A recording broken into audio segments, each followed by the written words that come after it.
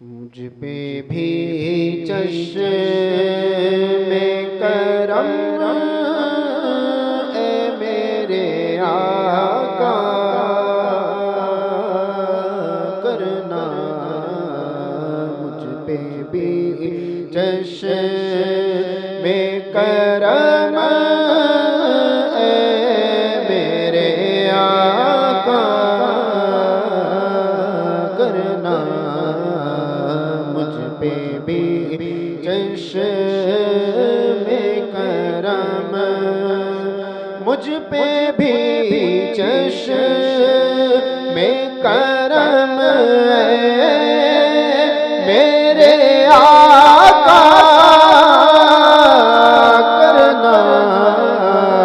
مجھ پہ بھی چشم کرم میرے آقا کرنا، حق تو میرا بھی ہے رحمت کا تقاضا کرنا، حق تو میرا بھی ہے رحمت کا تقاضا کرنا، مجھ پہ بھی چشم کرم، میں کہ ذرا مجھے اس عطا سے ہدایت دے، میں کہ ذرا مجھے اس عطا سے ہدایت دے، تیرے بس میں ہے قطرے کو بھی دریا کرنا، کہ تیرے بس میں ہے قطرے کو بھی دریا کرنا، مجھ پہ بھی چشم کرم، تو کسی کو بھی اٹھاتا نہیں اپنے در سے، تو کسی کو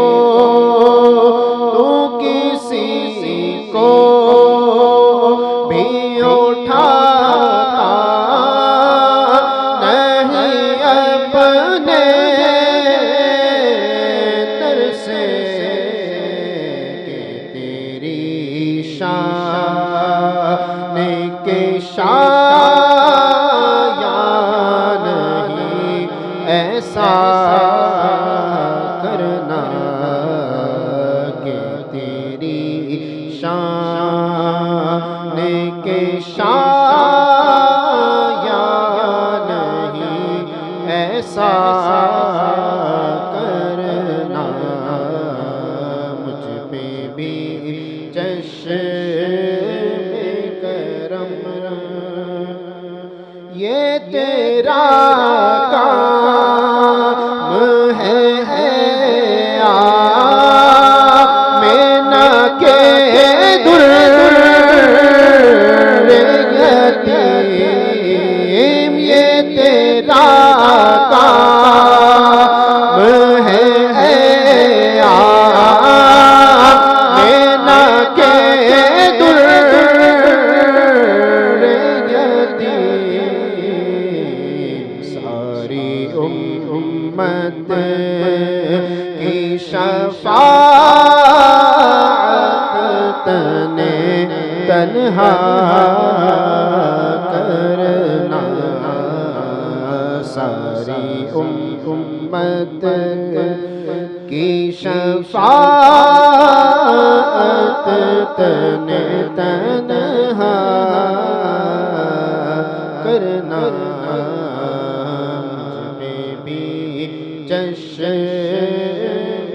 کرم مجھ پہ محشر میں نصیروں کی نظر پڑ ہی گئی مجھ پہ محشر مجھ پہ محشر مجھ پہ محشر میں نصیروں کی نظر پڑ ہی گئی کہنے والے اسے کہتے ہیں خدا کا کرنا کہنے والے اسے کہتے ہیں خدا کا کرنا مجھ پہ بھی چشم کرم اے میرے آقا کرنا حق تو میرا بھی ہے رحمت کا تقاضا کرنا مجھ پہ بھی چشم کرم ماشاء اللہ ماشاء اللہ. جی السلام علیکم. وعلیکم السلام ورحمۃ اللہ. جی فرمائیے علامہ. کل کی ہماری جو گفتگو رہی ہے اذکار صلاۃ کے تعلق سے کہ ان کے معنی وغیرہ آپ بتائیں، تو میں سمجھتا ہوں جہاں تک ہم نے چھوڑا تھا سورہ فاتحہ کمپلیٹ ہو چکی تھی. اب اس کے آگے کا جو تذکرہ ہے آپ ارشاد فرمائیں ہمارے ناظرین کو، تاکہ یہ مکمل طور پر نماز کے اذکار کو سمجھ کر ادا کریں اور اپنی نماز کو جو ہے نا لذت و بھری نماز کر لیا کریں. بسم اللہ الرحمن الرحیم. نماز کے اندر نماز کے مختلف مومنٹس پر جو اذکار پڑھے جاتے ہیں ان کے معنی کو سمجھنا یہ اپنے آپ میں بڑی اہمیت رکھتا ہے اور بہت ضروری ہے. سرکار سیدنا مولائے کائنات علی المرتضیٰ شیر خدا کرم اللہ تعالی وجہہ الکریم نے ارشاد فرمایا کہ جب میں رب کا کلام سننا چاہتا ہوں تو قرآن کریم کی تلاوت کر لیتا ہوں، اور جب میں رب سے ہم کلام ہونا چاہتا ہوں، میں رب سے بات کرنا چاہتا ہوں تو میں نماز کے لیے کھڑا ہو جاتا ہوں. یعنی ایک بندہ جب نماز پڑھتا ہے تو وہ اپنے رب سے ہم کلام ہوتا ہے. اور ظاہر ہے کہ آپ کسی سے کوئی بات کر رہے ہیں تو سمجھے بغیر کلام کرنا یہ کس طرح کلام ہوتے ہوئے بے کلامی ہوگی، آپ اس کو سمجھ سکتے ہیں. اس لیے جب بندہ نماز میں اپنے رب سے ہم کلام ہوتا ہے تو اس کو اس کے کلام کا معنی یعنی ان اذکار کا معنی جو وہ اپنی زبان سے ادا کر رہا ہے اس کا علم اسے ہونا چاہیے. تو بفضلہ تعالیٰ اللہ تبارک و تعالیٰ کی توفیق سے گزشتہ ایپیسوڈ میں ہم نے اسی تعلق سے گفتگو کی اور سورہ فاتحہ کے تعلق سے مکمل گفتگو ہم نے کر لی تھی. اب سورہ فاتحہ کے آگے ایک نمازی جب نماز میں بڑھتا ہے تو ظاہر ہے کہ اس کے بعد پھر وہ ایک سورت ملاتا ہے، اور سورت ملانے کے بعد میں وہ سورت کوئی سی بھی سورت ہو سکتی ہے اور قرآن کریم کے کسی بھی پارے کی چند آیات یا ایک بڑی آیت ہو سکتی. اس کے آگے وہ رکوع کرتا ہے، اللہ تبارک و تعالیٰ کے آگے ایک خاص کیفیت میں جھکتا ہے، اور ایک خاص کیفیت میں جھکنے کے لیے پھر وہ تکبیر کہتا ہے اللہ اکبر، کہ اللہ یہ سب سے بڑا ہے، اور اس کے حوالے سے گفتگو اس کے معنی اور مفہوم کے حوالے سے یہ ہو چکی۔ جی، بندہ جب اللہ اکبر کہہ کر رکوع میں جاتا ہے تو اپنے رب کی تسبیح بیان کرتا ہے۔ یہ خاص طرح کا جھکاؤ ہوتا ہے عبادت کے لیے اپنے رب کے آگے، جی اور بندہ اس خاص جھکاؤ کی کیفیت میں اپنے رب کی بارگاہ میں عرض کرتا ہے سبحان ربی العظیم۔ مولا، ساری عظمتیں اور ساری بڑائیاں یہ اور ساری پاکیاں یہ میرے عظیم رب کے لیے، سبحان ربی العظیم، یعنی ساری بڑائیاں ساری پاکیاں یہ میرے عظمت والے رب کے لیے ہے۔ اور آپ یہ دیکھیے کہ عظمت والا اپنے رب کو کہہ رہا ہے، اور کس حالت میں کہہ رہا ہے، اس کی کیا کیفیت ہے؟ جی یعنی خود جھکا ہوا ہے اور عظمت والا اپنے رب کو کہہ رہا ہے، مطلب مولا تیری عظمت کے آگے اس بندے کا یہ حال ہے کہ یہ حالت قیام میں تیری عظمت کا اقرار کرے، یہ میری شان نہیں، بلکہ مولا تیری عظمت کا علو اور تیری عظمت کی بلندی یہ ہے کہ ہمیں تیری عظمت کے اقرار کے لیے بھی جھکنا پڑے گا، اور ہم جھک کر مولا تیری عظمت کا اقرار کرتے ہیں کہ ساری عظمتیں ساری پاکیاں ہمارے عظمت والے رب کے لیے۔ اور پھر سمع اللہ لمن حمدہ ربنا ولک الحمد کہتے ہوئے یہ کھڑا ہو جاتا ہے۔ سمع اللہ لمن حمدہ یعنی میں نے اب تک اپنے رب کی جو ثنا بیان کی، اپنے رب کی جو تعریفیں کی، اپنے رب کی بارگاہ سے میں نے جو بھیک طلب کی، ہدایت کی، صراط مستقیم پر استقامت کی، اور اس کی جو تکبیر، جو تحلیل، جو تعظیم بیان کی، میرا رب سمیع و بصیر ہے۔ ایسا نہیں کہ اس نے سنا نہیں، بلکہ مولا مجھے یقین ہے کہ تو سننے والا ہے، اور میں نے جو کچھ تیری تعریف اور تیری بارگاہ میں گزارشات کی ہے تو نے وہ سب سن لیا ہے۔ مولا تیرے ہی لیے ساری تعریفیں ہیں، ربنا ولک الحمد۔ اور پھر یہ کہتے ہوئے بندہ کھڑا ہو جاتا ہے، اور اس کے بعد پھر سجدے کے لیے اللہ اکبر کہتا ہوا اپنے رب کی پاکی اور بڑائی بیان کرتا ہوا اس کیفیت کی طرف بڑھتا ہے کہ جو کیفیت ایک انسان کے لیے انتہائے تذلل ہے، انتہائے تعبد ہے، اور انتہائے انکساری۔ یعنی ایک انسان کے جسم کی جو ساخت ہے، بناوٹ ہے، ایک انسان اس سے زیادہ اپنے رب کے آگے نہیں جھک سکتا۔ یعنی آخری حد میں جا کر حتیٰ کہ اس کی پوری باڈی کا جو سب سے اعلیٰ حصہ ہے اس کو سب سے نچلے مقام پر رکھ کر کیا کہتا ہے؟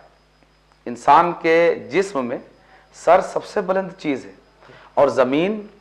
یہ سب سے پست مقام ہے، سب سے نچلا مقام ہے۔ اپنے سب سے اعلیٰ پارٹ اور اپنے سب سے اعلیٰ عضو کو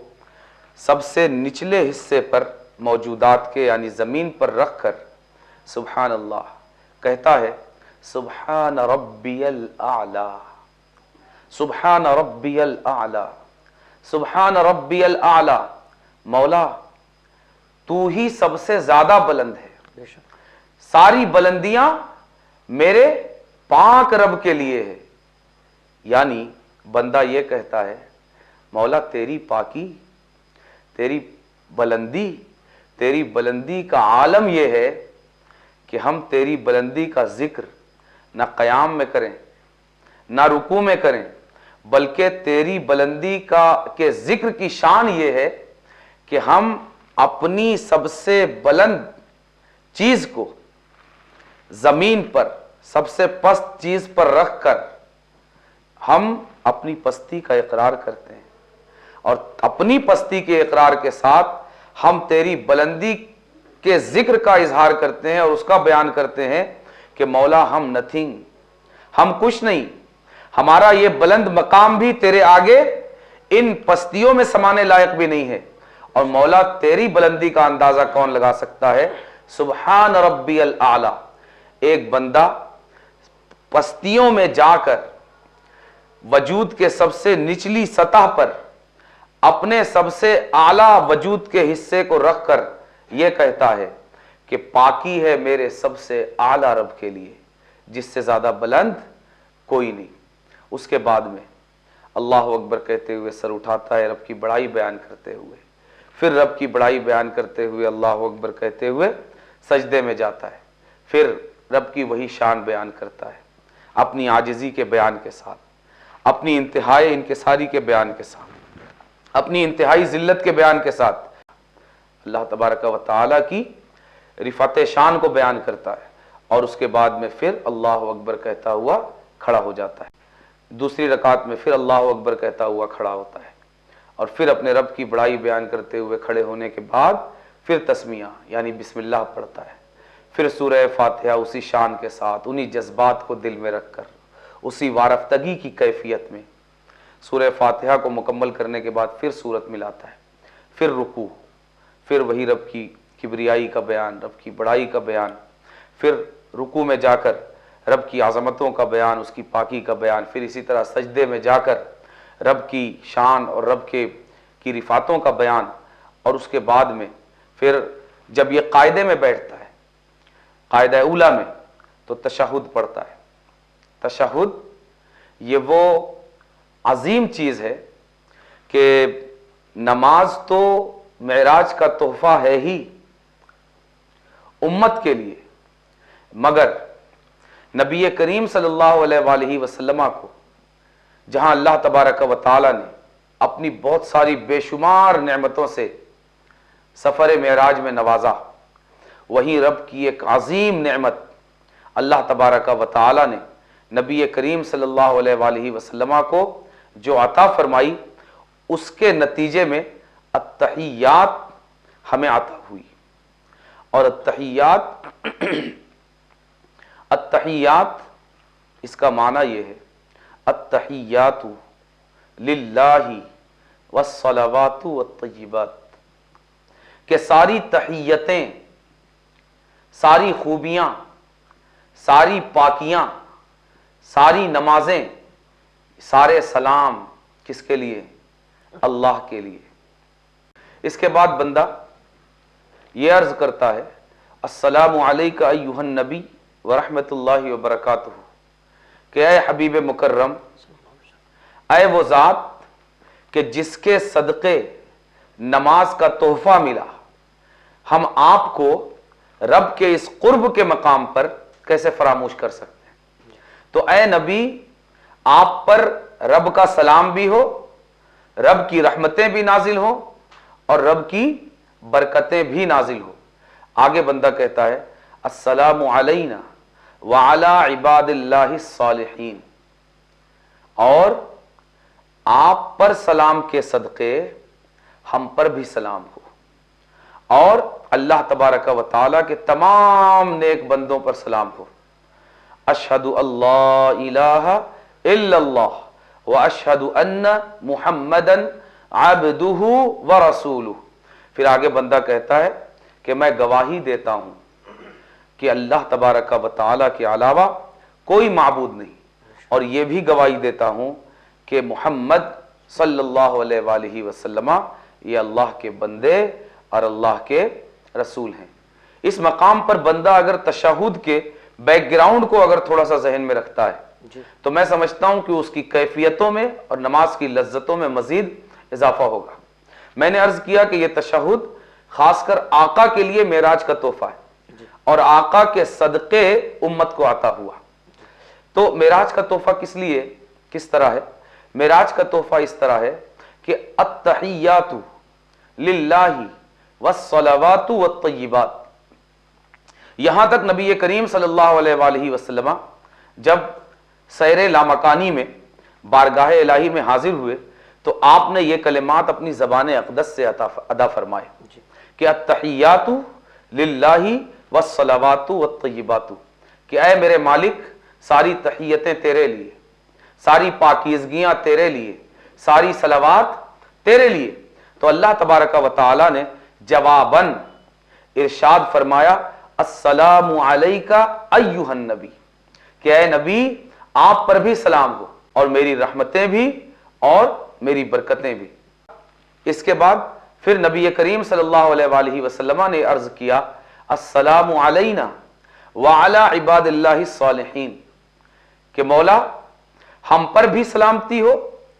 اور تیرے سارے نیک بندوں پر سلامتی ہو۔ صوفیہ اکرام رضوان اللہ تعالی علیہم اجمعین اس مقام پر بڑی خوبصورت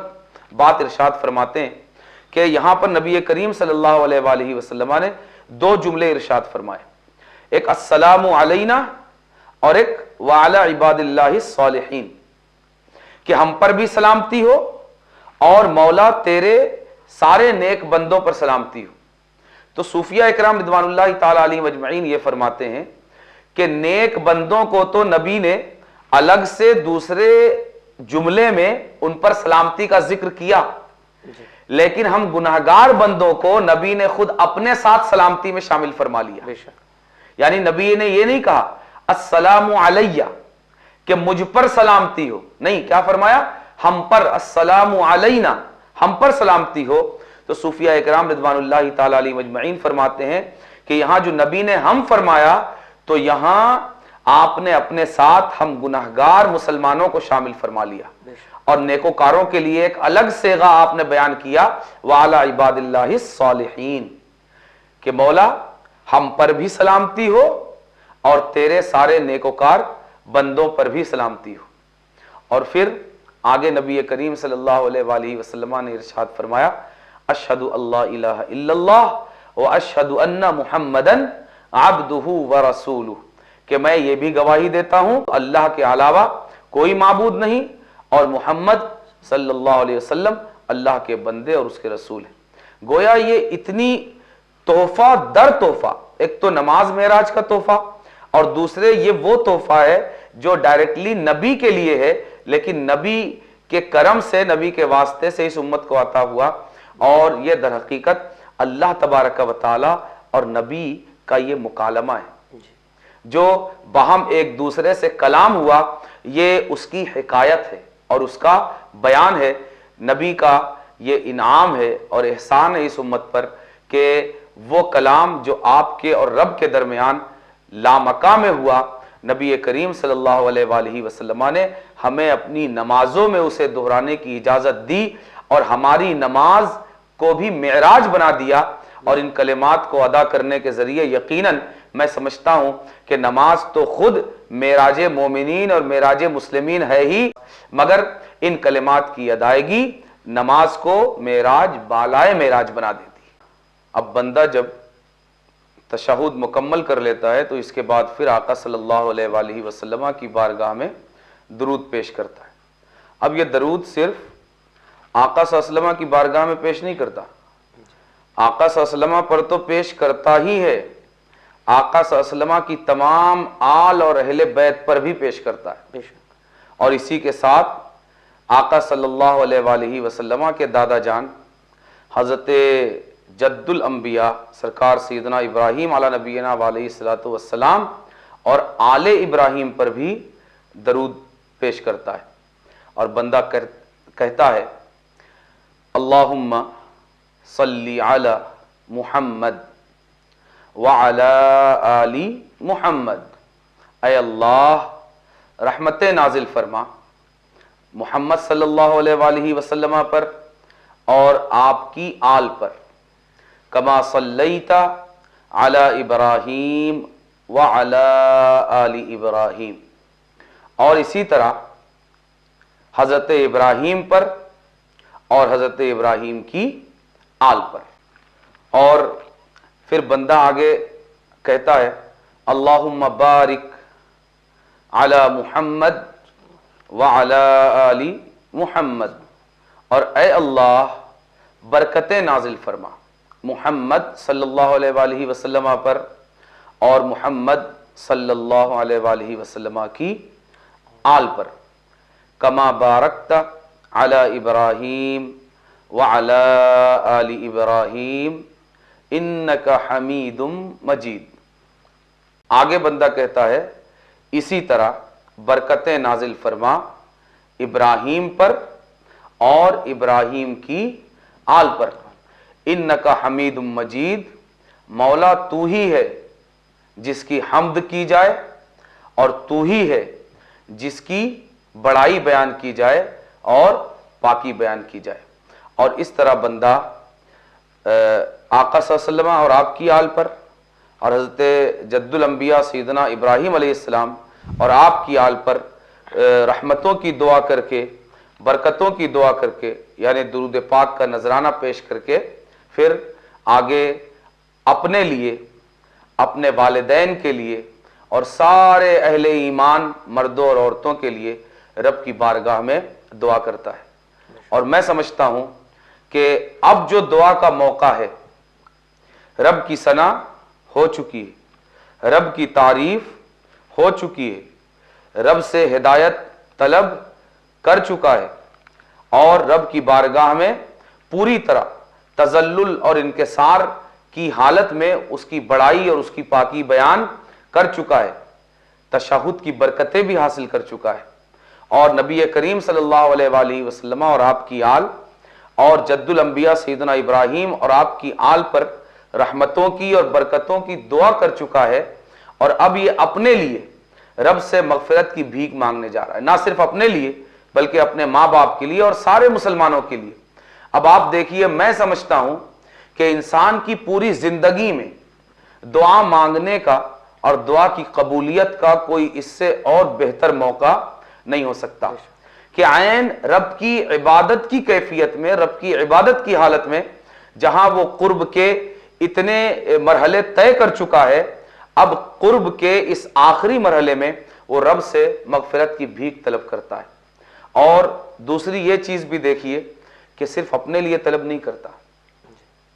بلکہ وہ دو ذوات، وہ دو افراد جو دنیا میں اس کے وجود کا ذریعہ جنہیں اللہ تبارک و تعالی نے بنایا، اللہ نے حکم دیا کہ انہیں بھی تم اپنی دعا میں فراموش نہیں کرو۔ اور عام طور سے میں اس دعا کا تذکرہ کر رہا ہوں جو زیادہ تر ہمارے بر صغیر میں دعائے معصورہ کے طور پر اس مقام پر جو دعا پڑھی جاتی، اللہم اغفر لی ولی والدی ولی جمیع المؤمنین والمؤمنات والمسلمین والمسلمات برحمتک یا ارحم الراحمین۔ اور یہاں پر اپنے ماں باپ کے لیے مغفرت کی دعا کرتا ہے، اپنے لیے مغفرت طلب کرتا ہے، اور ساتھ ہی نماز میں اسے یہ بھی سکھایا جا رہا ہے کہ تم خود غرض مت بنو۔ جہاں تم اپنے لیے مغفرت طلب کر رہے ہو، جہاں اپنے ماں باپ کے لیے مغفرت طلب کر رہے ہو، وہیں سارے مومنین جو تمہارے ساتھ رشتہ بندگی میں باہم بند کر تم سب اللہ کے بندے ہو، تو تم اس موقع پر دیگر مومنین اور مومنات کو فراموش مت کرو، بلکہ جس طرح تم اپنے لیے مغفرت طلب کر رہے ہو، اپنے ماں باپ کے لیے مغفرت طلب کر رہے ہو، اسی طرح سارے اہل ایمان کے لیے بھی مغفرت طلب کرو۔ حضرت تھوڑا سا اس میں معصورہ یہ جو لفظ ہے اس کی بھی تھوڑی سی وضاحت کر دیں تاکہ ہمارے ناظرین کو پتہ چلے کہ یہ دعا معصورہ، یہ دعا معصورہ، تو اثر کا مطلب جی یہ وضاحت کر جی دیں۔ معصورہ یہ اثر سے بنا، اثر کہتے ہیں نبی کریم صلی اللہ علیہ وآلہ وسلم کی حدیث مبارک کو، جی، یعنی دعائے معصورہ یعنی وہ دعا جو نبی کریم صلی اللہ علیہ وآلہ وسلم سے منقول ہو، آپ سے نقل کی گئی ہو، آپ کی احادیث میں آئی ہو۔ جی، تو ایسی کوئی بھی دعا جو نبی کریم صلی اللہ علیہ وآلہ وسلم سے منقول ہو، اس دعا کو یہاں پر درود ابراہیم کے بعد پڑھا جا سکتا ہے۔ لیکن میں نے جیسا کہ عرض کیا کہ دعائے معصورہ کے طور پر ہمارے بر صغیر میں جو دعا زیادہ تر پڑھی جاتی ہے وہ یہ دعا ہے، اللہم اغفر لی ولی والدی ولی جمیع المؤمنین والمؤمنات والمسلمین والمسلمات برحمتک یا ارحم الراحمین۔ بندہ عرض کرتا ہے، اے اللہ، اے میرے پروردگار، اب تیرے قرب کی اس آخری منزل میں مولا تو جانتا ہے کہ میں خطاؤں میں ڈوبا ہوا ایک گنہگار انسان ہوں، ایک خطا کار انسان ہوں، اور تیری نافرمانیوں میں ڈوبا ہوا ہوں، تجھ سے دوری میں پڑا ہوا ہوں۔ مولا میں اب قرب کے ان آخری لمحات میں تجھ سے معافی کا خواستگار ہوں. مولا تیرا عفو چاہتا ہوں, تیری مغفرت چاہتا ہوں, تیری بخشش چاہتا ہوں کہ مولا تو مجھے بھی بخش دے, اور مولا میرے ان ماں باپ کو بھی بخشش کی خیرات عطا فرما دے اپنے در سے, جنہوں نے تیرے حکم پر مجھے اس دنیا میں وجود دیا اور جو اس دنیا میں میرے وجود کا ذریعہ بنے. اور مولا اسی طرح تیرے جتنے بھی اہل ایمان بندے ہیں مولا ہر ایک کو اپنی مغفرت کی خیرات عطا فرما, اور ہر ایک پر مالک و مولا یہ کرم فرما کہ ہر ایک کو بخش دے, ہر ایک کو معاف فرما دے برحمتک یا ارحم الراحمین. اور مولا یہ نوازش تو اپنے رحمت کے واسطے سے فرما, اے سب سے زیادہ رحم فرمانے والے, اپنے گنہگار بندوں پر تجھے تیری رحمت کا واسطہ ہے, تیرے کرم کا واسطہ ہے, تیری نوازشات کا واسطہ ہے, تجھے تیری عطاؤں کا واسطہ ہے. مولا مجھے بھی بخش دے, میرے ماں باپ کو بھی بخش دے, میرے ہر صاحب ایمان اور مسلمان بھائی کو بخش دے. اور یہاں پر پہنچ کر بندہ قرب کے ان لمحات کے اختتام پر پہنچ جاتا ہے, اور پھر نماز کا اختتام اور نماز کی تکمیل یوں کرتا ہے کہ السلام علیکم ورحمۃ اللہ, السلام علیکم ورحمۃ اللہ, کہ ایک سلام اپنے داہنے طرف اور دوسرا سلام اپنے بائیں طرف. اب یہاں پر بھی یہ آپ کو پتا ہے کہ السلام علیکم ورحمۃ اللہ اس کا معنی ہے کہ تم پر سلامتی ہو اللہ کی اور اللہ کی رحمتیں ہوں. یہاں پر میں سمجھتا ہوں کہ ہمارے ناظرین کے لیے یہ ذکر کر دیا جانا بھی فائدے سے خالی نہیں ہوگا کہ آخر یہ سلام کس کے لیے. تو یہ سلام ایک تو یہ کہ ہمارے مونڈوں پر اللہ تبارک و تعالی نے ہمارے اعمال لکھنے کے لیے 2 فرشتے مقرر فرمائے جنہیں کرامن کاتبین کہا جاتا ہے. تو جب دائیں طرف بندہ سلام پھیرے کہ تم پر اللہ کی سلامتی اور اللہ کی رحمت ہو, تو نیت کرے کہ ان کو سلام کیا جا رہا ہے. کہ اب اگر امام ہے سلام پھیرنے والا تو یہ دائنے مونڈے کے فرشتے کی نیت کے ساتھ ساتھ یہ اپنے دائنے طرف کے مقتدیوں کی بھی نیت کرتا ہے, اور اسی طرح جب بائیں جانب سلام پھیرا جاتا ہے تو کرامن کاتبین میں سے جو فرشتہ بائیں مونڈے کی طرف ہے اس کی نیت کی جاتی ہے. یہ سلام پھیرنے والا اگر امام ہے تو بائیں جانب کے فرشتے کی نیت کرے گا, اور اسی طرح بائیں جانب جو پیچھے اس کے مقتدی ہے ان کی نیت کرتا ہے, اور اس طرح نماز مکمل ہو جاتی ہے. اب دیکھیے کہ اس پوری کیفیت کو جو ہم نے ذکر کیا اور اللہ تبارک و تعالی نے توفیق دی جس کے ذکر کرنے کی, اگر یہ سارے اذکار کے معانی مطالب اس طرح اگر ایک نمازی اپنے ذہن میں محفوظ کر کے رب کی بارگاہ میں نماز کے لیے کھڑا ہوتا ہے تو میں سمجھتا ہوں کہ وہ اپنی پہلے کی نماز کہ جب وہ بغیر جانے نماز پڑھتا تھا اور اب جب جان گیا جان کر نماز پڑھے گا تو میں سمجھتا ہوں کہ وہ خود اپنی نماز میں زمین آسمان کا فرق محسوس کرے گا. جیسا کہ ابھی نماز کے اذکار کے تعلق سے ہماری گفتگو ہو رہی تھی, اذکار کے معنی وغیرہ آپ نے بتائے اور تقریباً نماز ہماری کمپلیٹ ہو جاتی ہے. اب دعائے قنوت جو ہے رہ جاتی ہے, تو کیونکہ ریگولر اس کو بھی اذکار نماز کے اندر ہی جو ہے اس کا ذکر رہتا ہے, تو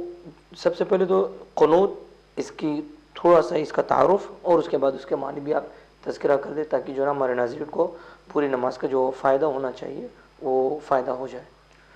جی, قنوت یہ عربی زبان کا کلمہ ہے,